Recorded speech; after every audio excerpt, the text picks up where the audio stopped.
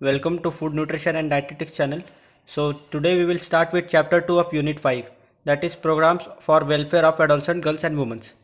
First is Rashtriya Kishore Swasthya Karyakram RKSK. In order to ensure holistic development of adolescent population, the Ministry of Health and Family Welfare launched Rashtriya Kishore Swasthya Karyakram on 7 January 2014 as a comprehensive program focusing on sexual reproductive health. So RKSK is a scheme which mainly focuses on the adolescent girls. So इसमें ज़्यादातर adolescent girl पर focus किया गया और ये launch किया गया था 7 जनवरी 2014 में. It also focuses on sexual reproductive health, nutrition, injuries and violence free, non-communicable diseases, mental health and substance misuse, with a promotive and preventive approach to reach out of 253 million adolescent male and female, rural and urban, unmarried and married. So under this it focuses on उन्होंने focus किया कि वो sexual reproductive health को अच्छा करेंगे, nutrition को increase करेंगे और वायलेंस वगैरह रिड्यूस करेंगे और बाकी सारे हेल्थ वगैरह उन्हें ठीक करेंगे. इसके अंदर दोनों मैरिड और अनमैरिड दोनों पीपल को लिया गया. In and out of school adolescent with special focus on marginalized and under deserved group. The program expands on the scope of adolescent health program in India. From being limited to sexual and reproductive health, it now includes its ambit nutrition, injuries and violence, non-communicable disease, mental health and substance use. वही बताया जा रहा है कि हमें ना कि खाली इसमें उनका न्यूट्रिशन डेवलपमेंट सोचा गया, बाकी ओवरऑल डेवलपमेंट उनका सोचा गया. The strength of the program is the health promotion approach. It is a paradigm shift from existing clinical based services to promotion and prevention of prevention and reaching adolescents in their own environment such as schools, families and communities. Key drivers of this program are community based interventions like outreach by counselors, facility based counseling, social and behavior change communication and strengthening of adolescent friendly human health clinic across the care. So इसमें उन्होंने proper schools provide किए गए और उन्हें अच्छा environment provide किया गया ताकि उनका भी डेवलपमेंट हो सके. Next is beneficiaries. The adolescents in the age group of 10 to 14 years and 15 to 19 years with universal coverage, that is males and females, urban and rural, in schools, out of schools, married and married, are vulnerable under this serve. तो इसके अंदर जो beneficiary है जिन्हें ये benefit provide किया जा रहा है वो आते हैं 10 से 14 और 15 से 19 years old, mails and females दोनों को इंक्लूड किया गया, दो जो कि मैरिड भी हो सकते हैं अनमैरिड भी हो सकते हैं, दोनों को सबको इंक्लूड किया गया. Objective. The objective of this program are. So इस डायग्राम में हमें पूरा सारे ऑब्जेक्टिव एक ही फिगर में एक्सप्लेन किया गया है, वो हम देखेंगे. So first is healthy lifestyle, second is violence free living, third is improved nutritional status, fourth is substance misuse prevention, fifth is reproduction and sexual health, and last is mental and emotional well-being. तो इस scheme के अंदर ये सब objective focus किया गया कि इन्हें हम इम्प्रूव करना है, हेल्दी लाइफस्टाइल प्रोवाइड करना है, वायलेंस फ्री इन्वायरमेंट फ्री करना है, झगड़ा वगैरह कम करना है, इम्प्रूव न्यूट्रिशन से उनकी न्यूट्रिशन स्टेटस को इंक्रीज़ करना है, रिप्रोडक्टिव और सेक्सुअल हेल्थ को इंक्रीज़ करना है, मेंटल और सोशल भी उनके बारे में सोचना है. सो ये सब ऑब्जेक्टिव थे RKSK के. Improve nutrition. Reduce the prevalence of mall nutrition among adolescents girls and boys. Second, reduce the prevalence of iron deficiency anaemia against adolescents girls and boys. तो इनके न्यूट्रिशन इम्प्रूव में वो मेजरली फोकस कर रहे थे कि उनके प्रिवेलेंस जो कि डिजीज़ होता है डिफिशियंसी कारण उन्हें प्रिवेंट किया जाए एडोलसेंट गर्ल्स और बॉयज़ में, और आयरन डेफिशिएंसी अनीमिया को मेजरली कंट्रोल किया जाए. Second is enable sexual and reproductive health. इसके अंदर improve knowledge, attitude and behaviour in relation to SRH. तो इन्हें ये भी बताया जाता था कि उनका नॉलेज कैसे बढ़ेगा और वो एटीट्यूड वगैरह चेंज करने के लिए सिखाया जाता था. उन्हें ये नहीं समझाया जाता था कि आप झगड़ा करो ये करो, उन्हें समझाया जाता था कैसे रहना है. Reduce teenage pregnancies. Improve birth preparedness, complication readiness, provide early patient support from adolescent parents. तो उन्हें बाकी सब के बारे में नॉलेज दिया जा रहा था ताकि वो अपने हेल्थ में आगे अच्छे से लाइफ जी पाए. Next is enhance mental health. Address mental health concerns of adolescents. इसके अंदर उन्होंने मेंटल हेल्थ को देखा और फिजिकल हेल्थ भी देखा. Prevent injuries and violence. Promote favourable attitude for preventing injuring and violence among adolescents. इसके अंदर इंजरी वगैरह प्रिवेंट करना, वायलेंस फ्री एनवायरनमेंट रखना उन्हें सिखाया गया. prevent substance misuse, increase adolescent awareness and adverse effect of consequences of substance misuse। तो उन्हें सिखाया गया, अवेयर किया गया कि ये होता है और इसके से ये हो सकता है, वो सब उन्हें समझाया गया और उन्हें उनसे प्रिवेंशन भी बताए गए। Address conditions for non-communicable diseases, promote behavior change in adolescent to prevent NCDs such as cancer, diabetes, cardiovascular diseases, strokes. The strategy is operationalized through 6 key elements, that is communication, including social and behavior change communication for improvement health seeking behavior, provision of commodities, provision of services, capacity building, monitoring, evaluation and program for management including supportive supervision। सो इसके अंदर उन्हें educate किया गया कि non communicable disease क्या होते हैं और उसके कॉन्सिक्वेंसेस क्या हो सकते हैं, उनकी बॉडी पर क्या इफेक्ट आ सकता है, ये सब उन्हें समझाया गया। Theme for empowerment of adolescent girls Sabla. So in this, adolescent is a significant period of mental, emotional and psychological development.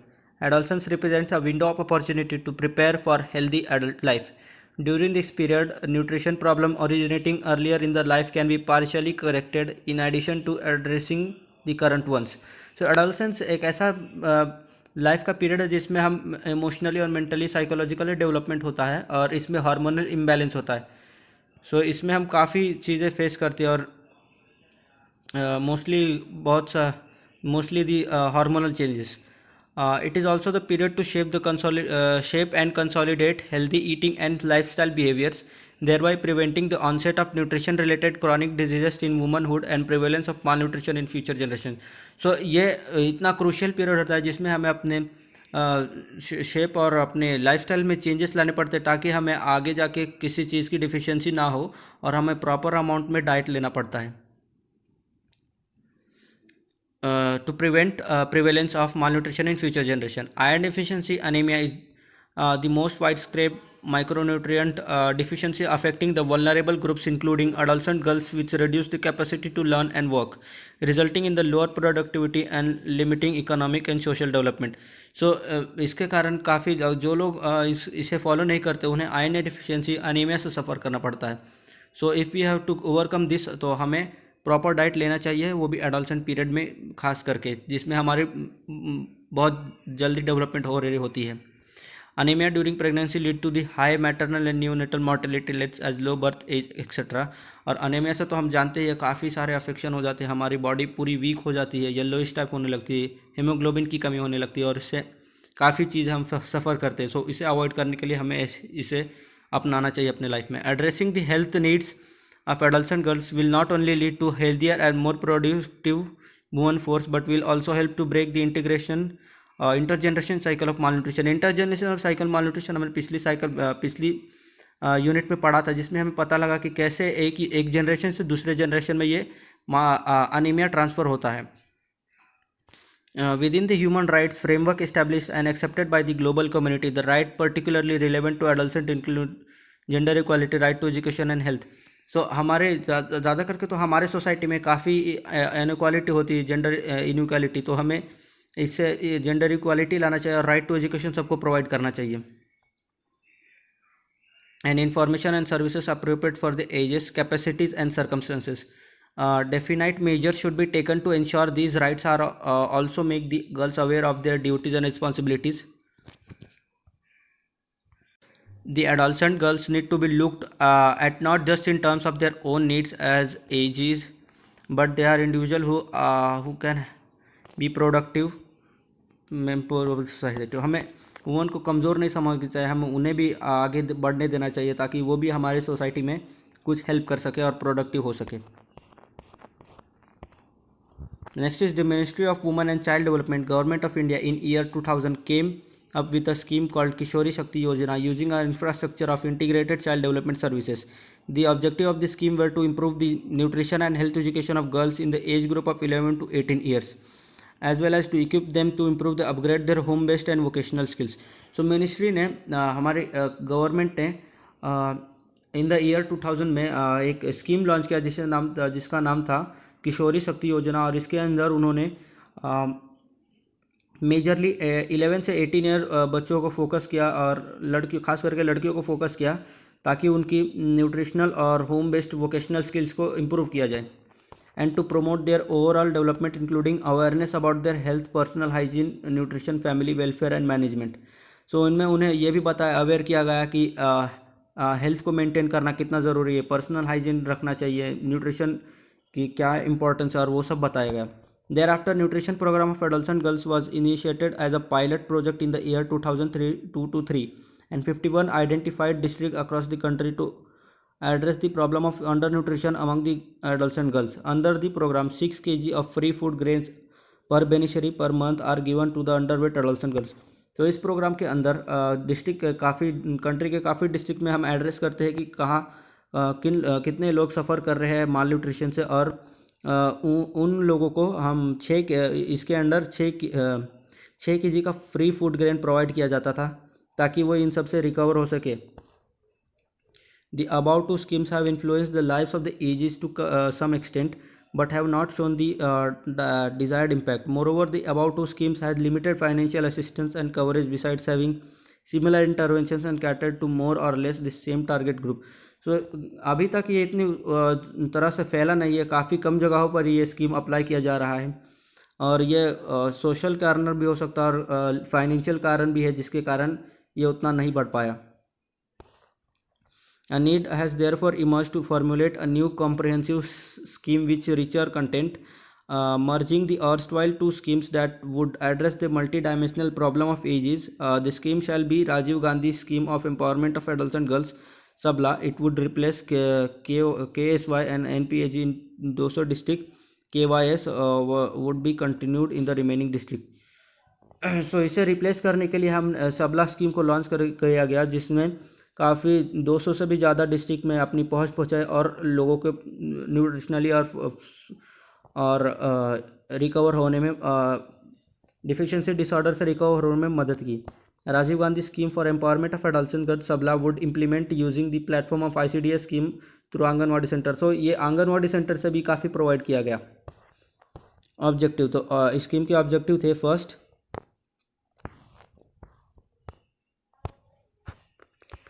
to enable the ages for self-development and empowerment. Second, to improve their nutritional and health status. Third, promote awareness about health, hygiene, nutrition, adolescent reproduction, sexual health, and family and child care. Fourth, upgrade their home-based skill, life skills, tie up with the National Skills Development Program and vocational skills.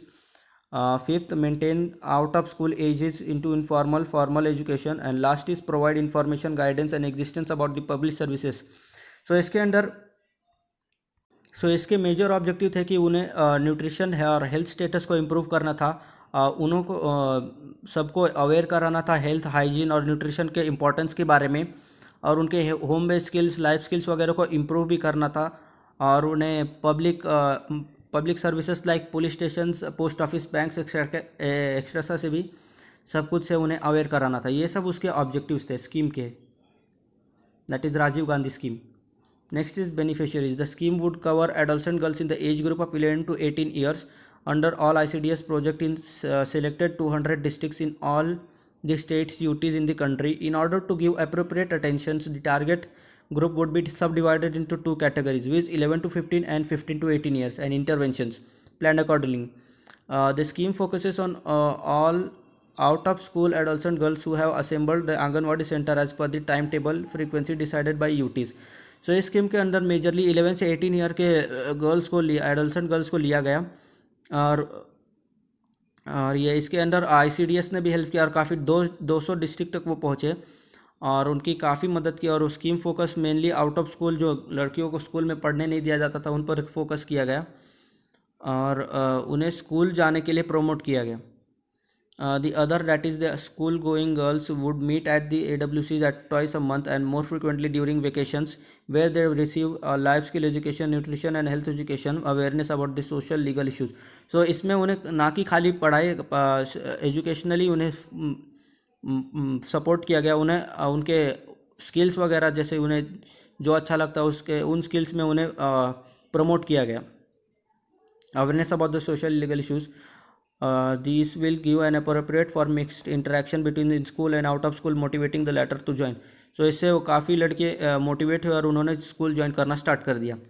Services, an integrated package of services is provided to ages that would be as follows. First, nutrition provision, iron and folic acid supplementation, health checkups and referral services, nutrition and health education, counseling, guidance on family welfare, urge, child care practices and home management, life skill education, accessing public services, vocational training for girls aged 16 and above under national skill development. So इसके अंदर काफ़ी services provide किए गए. उन्होंने nutritional provision लिया, iron और folic acid supplementation जो हमने पिछले वीडियो किया वो भी इसमें प्रोवाइड किया गया.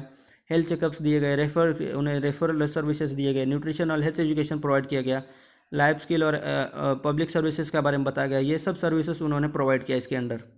Brief description of services nutrition. तो अब हमने जो आप ऊपर पढ़ा उसके बारे में ब्रीफ डिस्क्रिप्शन दिया गया है. Nutrition, each AG will give supplementary nutrition containing 600 calories, 18 to 20 grams of protein and micronutrient per day for 300 days in a year. The out of school age is in the age group of 11 to 15 year attending AWCs. All girls in the age group of 15 to 18 years will be provided SN in the form of take home retention. So nutrition के बारे में उन्हें educate किया गया और उन्हें amount भी fix करा गया कि इतना कम से कम इतनी कैलोरीज आपको देने हैं और इतना ग्राम फैट्स आपको प्रोटीन्स वगैरह प्रोवाइड कराना है. Next is IFA supplementation. इसके under reproductive and child health of nutrition rural health mission school children and adolescents have been influenced the national nutrition anemia control program. States will establish converge with the program being implemented by Ministry of Health and Family Welfare to provide 100 adult tablets or IFA to each beneficiary through supervised consumption. IFA tablets will be distributed in AG on Kishori Divas. The state utilities can procure the supplementation of supply in the health department in unable to do so if their scheme. AGs will given information by ANM AWW on food fortification, dietary diversification, advantageous supplementation by these tablets for combination of IFA supplementation. तो IFA supplementation के अंदर उन्हें 100 tablets provide किए जाते थे each beneficiary को और उन्हें ये डिस्ट्रीब्यूट किया जाता था किशोरी दिवस में जिससे हम आयरन और फोलिक एसिड के डिफिशियंसी को कंट्रोल किया सके. Third was health checkups and referral services. This will be general health checkups if all. So इसके अंदर उन्हें जनरल हेल्थ चेकअप्स वगैरह प्रोवाइड किया जाता था, हाइट मेजर किया जाता था, वेट मेजर किया जाता था और उन्हें किशोरी कार्ड प्रोवाइड किया जाता था जिससे वो रेगुलरली अपना चेकअप करा सके. Fourth was nutrition and health education. उन्हें इनके बारे में न्यूट्रिशन के और उनके हेल्थ एजुकेशन प्रोवाइड किया गया कि न्यूट्रिएंट की क्या इंपॉर्टेंस है, उसके डेफिशिएंसी से क्या डिसऑर्डर्स हो सकते हैं, ये सब उन्हें समझाया गया. Next is guidance on family welfare urge child care practices and home management. इसके अंडर उन्हें नॉलेज दिया गया कि 11 to 15 and 15 to 18 years with respect to the reproductive cycle उन्हें काफ़ी डिजीज़ के बारे में बताया गया और उससे कैसे बचना ये सब भी उन्हें समझाया गया और इसके इफेक्ट्स वगैरह समझाया गया जिससे उन्हें पता लगे कि क्या है. Life skill education and accessing public services. उन्हें लाइफ स्किल्स को एनहांस किया गया और उन्हें पब्लिक सर्विसेज के बारे में बताया गया कि ये सब हमारे कंट्री में अवेलेबल है. वोकेशनल ट्रेनिंग उनको अपने स्किल में डेवलप करने के लिए उन्हें इनकरेज किया गया. Next is Indira Gandhi Matritva Sahyog Yojana. This we will cover in next video.